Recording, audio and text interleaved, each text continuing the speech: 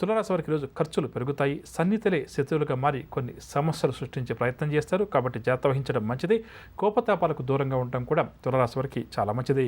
వ్యాపార వర్గాల వారికి వ్యాపారాల్లో ఆశించినటువంటి లాభాలు కష్టమని చెప్పవచ్చు. ఉద్యోగ వర్గాల వారికి ఉద్యోగాల స్థానచలన సూచనలు. రాజకీయ వర్గాల వారికి కూడా కొన్ని సమస్యలు ఎదురవుతాయి. సినీ కళాకారులకు మనశ్శాంతి లోపిస్తుంది. విద్యార్థుల అంచనాల్లో పొరపాట్లు జరగవచ్చు. మహిళలకు కుటుంబ సభ్యులతోటి స్వల్ప వివాదాలు ఏర్పడతాయి. షేర్ల క్రయ విక్రయాలు మందగిస్తాయి. తులారాశి వారికి వాడకాల్సి వచ్చే రంగు నీలం రంగు మరియు బంగారు రంగు. పరిహారాల విషయానికి వస్తే తులారాశి వారు ప్రతి ఒక్కరూ కూడా పంచముఖ ఆంజనేయ స్వామి వారిని పూజించడం ఈరోజు చాలా మంచిది. తదుపరి వృశ్చిక రాశి. వృశ్చిక రాశి వారి పనులన్నీ కూడా సకాలంలో పూర్తి చేస్తారు. సంఘంలో గౌరవ మర్యాదలు మరింతగా పొందుతారు. సన్నిహితుల నుంచి సహాయ సహకారాలు కూడా లభిస్తాయి. వ్యాపార వర్గాల వారికి వ్యాపార లావాదేవీలు ఉత్సాహంగా ఉల్లాసంగా ముందుకు సాగుతాయి. ఉద్యోగ వర్గాల వారికి పదోన్నతి అవకాశాలు. రాజకీయ కళారంగాల వారికి కూడా ఒత్తిడులు అధికమవుతాయి. విద్యార్థులకు సాంకేతిక విద్యావకాశాల్లో ప్రవేశం లభిస్తుంది. మహిళలు కూడా సంతోషకరమైన వార్తలు కొన్ని అందుకుంటారు. షేర్ల క్రయ విక్రయాలు లాభిస్తాయి. వృశ్చిక రాశి వారికి వాడకాల్సి వచ్చే రంగు గులాబీ రంగు మరియు కాఫీ రంగు. పరిహారాల విషయానికి వస్తే వృశ్చిక రాశి వారు ప్రతి ఒక్కరు కూడా శ్రీ రాఘవేంద్ర స్వామి వారిని పూజించడం చాలా మంచిది. తదుపరి ధనురాశి. ధనురాశి వారు ఈరోజు ఏవైతే కార్యక్రమాలు ప్రారంభం చేస్తారో వాటిలో విజయం కలుగుతుంది.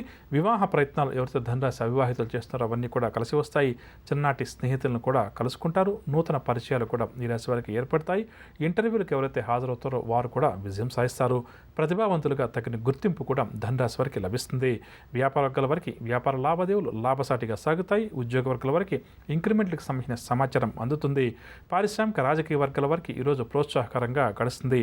సినీ టీవీ కళాకారులకు గౌరవ పురస్కారాలు. విద్యార్థులు ఈరోజు ఒత్తిడిల నుంచి అకస్మాత్తుగా బయటపడతారు. ఆనందంగా గడుపుతారు. మహిళలకు స్థిరాస్తి విషయంలో చికాకులు ఏవైతే ఉన్నాయో అవి కూడా తొలగే అవకాశం ఉంది. కావున అటువైపు ప్రయత్నించడం చాలా మంచిది. షేర్ల క్రయ విక్రయాలు లాభసాటిగా సాగుతాయి. ధనురాశి వారికి వాడకాల్సి వచ్చే రంగు ఎరుపు రంగు మరియు పసుపు రంగు. పరిహారాల విషయానికి వస్తే ధనురాశి ప్రతి ఒక్కరూ కూడా శ్రీ సుబ్రహ్మణ్యేశ్వర స్వామి వారిని పూజించడం, సుబ్రహ్మణ్యాష్టకాన్ని పఠించడం చాలా మంచిది. తదుపరి మకర రాశి.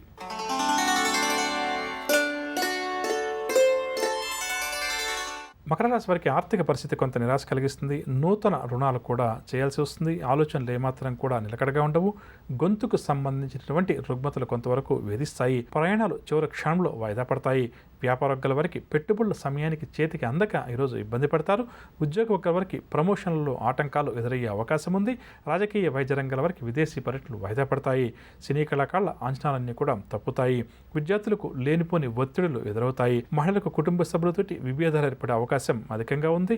షేర్ల క్రయ విక్రయాలు ఉన్నతరంగా సాగుతాయి. మకర రాశి వారికి ఈ వాడకాల్సి వచ్చే రంగు గోధుమ రంగు మరియు ఎరుపు రంగు. పరిహారాల విషయానికి వస్తే మకర రాశి వారు ప్రతి ఒక్కరూ కూడా ఆదిత్య హృదయ స్తోత్రాన్ని పఠించడం ఈరోజు చాలా మంచిది. తదుపరి కుంభరాశి. కుంభరాశి వారు కొన్ని ముఖ్యమైన కార్యక్రమాలు ఏవైతే ప్రారంభం చేస్తారో మధ్యలోనే వాయిదా పడతాయి. బంధువులతోటి కూడా ఈరోజు వీరికి విరోధాలు ఏర్పడతాయి. ఆసుపత్రులను కూడా సందర్శించక తప్పదు. వైద్యుల సలహాలు స్వీకరించక తప్పదు. ఆర్థికంగా ఈరోజు కుంభరాశి వారు కొంతవరకు ఇబ్బందులు కూడా ఎదుర్కొంటారు. మనం ఇంట్లో నిత్యం ఉపయోగించేటువంటి వస్తువులు ఏవైతే ఉన్నాయో అది భుజించడానికి కావచ్చు, లేకపోతే అలంకరణ కోసం కావచ్చు, లేకపోతే మన కన్వీనియన్స్ కోసం కావచ్చు, దేనికోసమైనా కూడా కావచ్చు. ఈ వస్తువులన్నిటి మీద కూడా కొంతవరకు ప్రభావం అన్నది అధికంగా ఉంటుంది. కాబట్టి శకున శాస్త్ర రీత్యా దీన్ని ఒకసారి మనం అనుసంధానం చేసి చూసుకుంటే ఇంట్లో ఉపయోగించే ప్రతి వస్తువు కూడా పాజిటివ్ ఎనర్జీని కానీ లేక నెగిటివ్ ఎనర్జీని కానీ క్రియేట్ చేసే శక్తి అధికంగా ఉంటుంది. అది కేవలం మనుషులనే కాదు, మనం ఉపయోగించే వస్తువులకు కూడా అధికంగా ఉంటుంది. కాబట్టి మనం ఇటువంటి విషయాలు గత కొద్ది రోజులుగా ప్రతిరోజు కూడా తెలుసుకునే ప్రయత్నం చేస్తున్నాం. ఇక అందులో భాగంగా ఈరోజు కూడా కొన్ని విషయాలు తెలుసుకునే ప్రయత్నం చేద్దాం. ప్రధానంగా ధనం అంటే డబ్బు. ఈ డబ్బు విషయానికి వస్తే మనం ఎక్కడైతే ధనం నిల్వ ఉంచడానికి ఒక అలమరా అంటూ ఏర్పాటు చేసుకుంటామో ఆ అలమరా ఏదైతే ఉందో అంటే డబ్బు, బంగారు, వెండి ఇటువంటి పెట్టడానికి మనం మామూలుగా నైరుతి దిశలో సౌత్ వెస్ట్ కార్నర్లో ఏర్పాటు చేసుకుంటాం కదా, అది ఎప్పుడూ కూడా ఏమాత్రం కూడా ఖాళీగా ఉండకూడదు. ఒకవేళ వచ్చిన డబ్బు అందులో పెట్టడం లేదండి, వచ్చిన డబ్బు బ్యాంక్ అకౌంట్లోంచి మార్చుకొని మనం ఉపయోగించేసుకుంటున్నాం అన్నది వేరే విషయం. కానీ ఇక్కడ ఏదైతే మనం డబ్బు నిల్వ ఉంచడానికి ఒక ప్లేస్ అంటూ ఏర్పాటు చేసుకున్నామో అందులో ఎంతో కొంత డబ్బును ఎప్పుడూ కూడా అట్టి పెట్టాలి. అంటే ఏంటంటే కనీసం కొన్ని చిల్లర నాణాలు ఉంటాయి కదా, 5 రూపాయల కాయిన్లు, 10 రూపాయల కాయిన్లు, ఇట్లా వాటినన్నా కూడా అక్కడ ఏర్పాటు చేసి పెట్టాలి. అదేవిధంగా మనం ఏదైతే విలువైనటువంటి ఆభరణాలు కొనుగోలు చేసి మనం ఏర్పాటు చేసుకుంటాం వాటిని కూడా ఒకవేళ ఇతరతర కారణాల వల్ల బ్యాంక్ లాకర్స్లో వాటిలో ఎక్కువగా ఏర్పాటు చేసుకున్నప్పటికీ కూడా ఎంతో కొంత బంగారు, వెండి నగలు అంటాం కదా, వాటిని కూడా అక్కడ ఏర్పాటు చేయాలి. అదేవిధంగా దాన్ని ఎట్టి పరిస్థితుల్లో కూడా ఖాళీగా ఉంచే ప్రయత్నం చేయకూడదు. అదేవిధంగా మనం నిత్యం ఉపయోగించేటువంటి మనీ వ్యాలెట్ అంటే పర్స్ అంటాం కదా, పర్స్ ఏదైతే ఉందో దాంట్లో కూడా ఎంతో కొంత డబ్బును ఎప్పుడు కూడా పెట్టుకోవాలి. ఒక ₹5, ₹10, ₹1000 అనేది వేరే విషయం, కానీ ఎంతో కొంత డబ్బును దాంట్లో కూడా ఎప్పుడు కూడా ఏర్పాటు చేసుకోవాలి.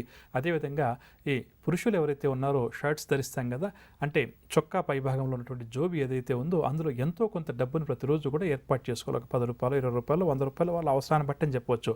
ఈ విధంగా ఎప్పుడైతే చేయమో అంటే ఏంటంటే చొక్కా డబ్బులో డబ్బు ఉంచుకోకపోవడం, ఎంతో కొంత మొత్తాన్ని, అదేవిధంగా ఎక్కడైతే ఈ మనీ లాకర్స్ ఏర్పాటు చేస్తామో ఇంట్లో అందులో ఏమాత్రం కూడా డబ్బు కానీ నగలు కానీ ఎంతో కొంత మొత్తం నిల్వ చేయకపోవడం, ఈ రెండు కూడా ఏంటంటే ధన రాబడికి ఇబ్బందులు కలిగిస్తుంది అని శకున శాస్త్రరీత్యా చెప్తుంది. అంటే రావాల్సిన డబ్బు సమయానికి చేతికి అందదు అంటాం కదా, ఇటువంటి లోటుపాట్లు ఉన్నప్పుడు ఎక్కువ కూడా జరుగుతుంది. కాబట్టి ఎంతో కొంత మొత్తాన్ని ఇక్కడేం ₹1,00,000 ఉంచాలి, ₹10 ఉంచాలి నియమంటూ లేదు, ఎంతో కొంత ఉంచడం, దాన్ని వాడుతూ ఉండడం కూడా మంచిదని చెప్పవచ్చు. అందులో డబ్బులు తీయడం పెట్టడం, మనం ఏదైతే ఒక వ్యాపార వర్గాల వారి దగ్గరికి వెళ్ళినప్పుడు ఆ వ్యాపారస్తుడు అయితే క్యాష్ బ్యాక్స్లో డబ్బులు వేస్తూ తీస్తుంటాడు, ఆ విధంగా వీలున్నప్పుడల్లా కూడా రోజుకోసారి 2 సార్లు చేస్తూ ఉండడం కూడా మంచిదని చెప్పవచ్చు. మన ఇంట్లో ప్రధానంగా ఉపయోగించే మరొక వస్తువు ఏంటంటే కత్తులు. ఈ కత్తులు లేదా మనం మామూలుగా చెప్పాలంటే కత్తెరలు అంటాం కదా, సిజర్స్ అంటాం కదా, అవి ఏవైనా కూడా సరే, అంటే నైఫ్ కానీ సిజర్స్ కానీ, ఈ విషయంలోకి వస్తే ఎక్కడైనా ఇంట్లో ఈ కత్తులు ప్రధానంగా ఏర్పాటు చేస్తామో వాటిని ఎక్కడ కూడా క్రాస్గా పెట్టకూడదని చెప్పేసి శకున శాస్త్ర రీత్యా మనకు తెలుస్తుందని చెప్పవచ్చు. అంటే కత్తులు 2-3 కత్తులు మన ఇంట్లో ఉన్నాయనుకోండి, మనం ఎక్కడైనా డైనింగ్ టేబుల్ లాంటి దగ్గర ఏదైనా మనం ఫ్రూట్స్ కట్ చేసుకోవడానికి దానికి తీసుకొచ్చి పెట్టినప్పుడు అక్కడ ఏం చేస్తామంటే ఆ కత్తులను అలా పెట్టేసి వదిలేస్తుంటాం. అలా వదలకూడదు. వాటి స్థానానికి పని పూర్తయిన తర్వాత వాటిని శుభ్రం చేసి అక్కడ ఏర్పాటు చేసుకోవాలి.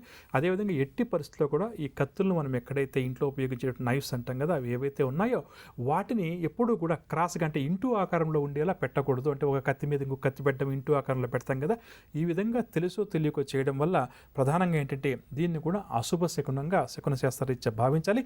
దీనివల్ల కుటుంబ సభ్యుల మధ్య కలహాలు గొడవలు ఏర్పడే అవకాశం అధికంగా పెరుగుతుందని చెప్పొచ్చు. అదేవిధంగా ఇంట్లో ఈ మొద్దుబారిపోయినటువంటి కత్తులు కొన్ని ఉపయోగించినప్పుడు ఏమంటే వాటికి మనం మళ్ళీ సానబెట్టించే పని చేయం, ఎందుకంటే పెద్దగా వాడడం లేదు కదని చెప్పేసి.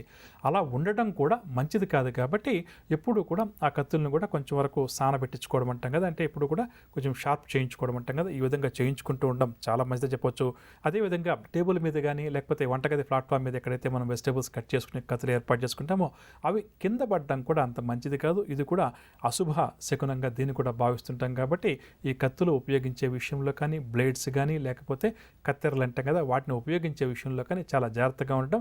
వాటికి ఎట్టి పరిస్థితుల్లో కూడా రస్ట్ ఫామ్ అవుతూ ఉంటుంది మామూలు కొన్ని సందర్భాల్లో. అలా కాకుండా అంటే తుప్పు పట్టకుండా వాటిని ఎప్పుడు కూడా శుభ్రపరచుకుంటూ ఉండడం కూడా మంచిది. అలా కాకపోతే మాత్రం కుటుంబ సభ్యుల మధ్య గొడవలు కలహాలు అంటాం కదా, అవి బాగా తారాస్థాయికి చేరుతాయని చెప్పొచ్చు. కొన్ని సందర్భాల్లో చిన్న పిల్లలు జన్మించినప్పుడు ఏంటంటే వారి నిద్రలో ఉలిక్కిపడి ఏడవడం కానీ లేకపోతే అరవడం కానీ ఉలిక్కి పడ్డం అంటాం కదా, అది కొంచెం ఎక్కువగా జరుగుతుంటుంది చిన్నపిల్లలకి. అంటే కొంతవరకు ఏంటంటే చెడు శక్తుల ప్రమేయం అధికంగా ఉన్నప్పుడు ఈ విధంగా చిన్నపిల్లల విషయంలో ఎక్కువగా జరుగుతుంది. చాలామంది ఏం చేస్తారంటే ఇది కూడా వీరు శకున శాస్త్రరీత్యా వారు ఏం చేస్తుంటారంటే ఆ పిల్లలు పడుకునే వైపు వారి తల వైపు అంటే దిండు ఉంటుంది కదా, అటువైపు ఏం చేస్తారంటే తల వైపుగా ఒక కత్తిని ఏర్పాటు చేసి ఎప్పుడు కూడా పెడుతుంటారు. దీనివల్ల ఏంటంటే దుష్ట శక్తుల నుంచి చిన్న పిల్లలకు రక్షణ లభిస్తుంది. ఇది చాలామంది విలేజెస్లో చూస్తే చాలా ఎక్కువగా కూడా కొడవల్ని ఏర్పాటు చేస్తుంటారు అక్కడ. ఈ విధంగా ఏర్పాటు చేయడం వల్ల అంటే చిన్న పిల్లలకి ఏదైనా దుష్ట శక్తులు బాలారిష్ట గ్రహ దోషాలు అంటాం కదా, అటువంటివి ఏదైనా ఉంటే ఈ విధంగా మనం అక్కడ కత్తిని కానీ కొడవల్ని కానీ ఏర్పాటు చేయడం వల్ల ఏంటంటే ఆ దుష్ట శక్తుల నుంచి వారికి రక్షణ లభిస్తుంది.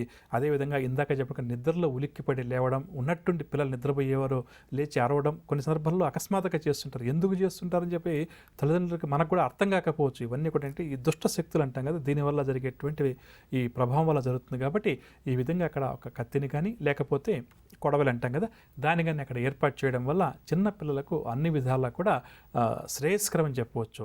నవగ్రహ సంచారాన్ని అనుసరించి ద్వాదశ రాశుల వారికి రేపు గ్రహస్థితి ఏ విధంగా ఉంటుంది, ద్వాదశ రాశుల వారు ఎటువంటి విషయాల్లో జాగ్రత్త వహించాలి, ఎటువంటి పరిహారాలు పాటించాలి అన్న అంశాలతో పాటుగా రేపు ఎవరైతే ముఖ్యమైన వ్యవహారాలు ప్రారంభం చేయాలి లేదా కీలక నిర్ణయాలు తీసుకోవాలని చెప్పి అనుకుంటున్నారో వారు ఏ భగవంతుని పూజిస్తే వారి విద్యావకాశాలు మెరుగుపడుతుంది అన్న అంశం, దాంతో పాటుగా శకున శాస్త్ర విశిష్టత గురించి ప్రతిరోజు కూడా తెలుసుకుంటున్నాం కదా, అందులో భాగంగా శకున శాస్త్ర రీత్యా చీపురు విషయంలో మనం ఎటువంటి జాగ్రత్త పాటించాలి అన్న అంశం, దాంతోపాటుగా ఖాళీగా ఉన్న బకెట్లు బిందె ఇటువంటివి నిద్రలేవగానే చూస్తే మనకి ఎటువంటి ఫలితాలు కలుగుతాయి అన్న అంశంతో పాటుగా శుభకరం అన్న అంశంలో భాగంగా రోహిణీ నక్షత్రం ఉన్నటువంటి రోజుల్లో ఎటువంటి కార్యక్రమాలు ప్రారంభం చేయవచ్చు అన్న అంశాలు.